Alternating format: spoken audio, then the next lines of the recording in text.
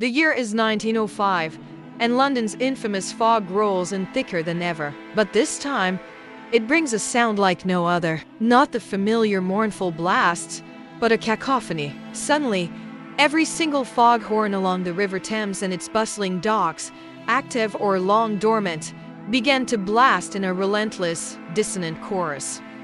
What began as an eerie anomaly quickly turned into an unbearable nightmare. The Great London Foghorn Orchestra created a deafening, continuous symphony that paralyzed the city for weeks. Sleep was impossible. Communication was shattered. The incessant, jarring blasts echoed through every street, driving residents to near madness.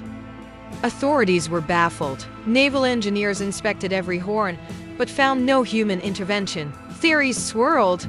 Was it an electromagnetic anomaly caused by the unique London fog? A forgotten secret naval experiment gone terribly wrong? Or perhaps, as some whispered, the ghostly wail of angry sailors from the city's past?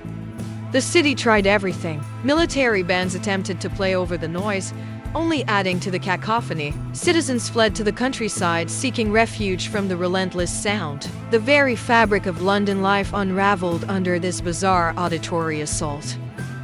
After nearly 3 weeks of torment, as suddenly as it began, the horns fell silent. The fog lifted, leaving behind a city in recovery, forever haunted by the memory of its involuntary symphony. The Great London Foghorn Orchestra remains one of history's most baffling and peculiar sensory assaults.